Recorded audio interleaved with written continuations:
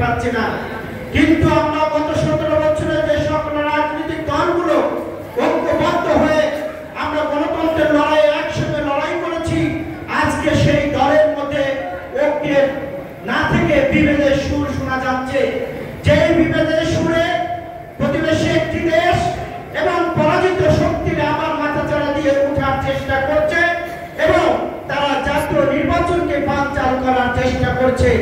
যারা বিভেদের সুর তুলছেন, যারা বিভিন্ন দাবি দেওয়া নিয়ে রাস্তায়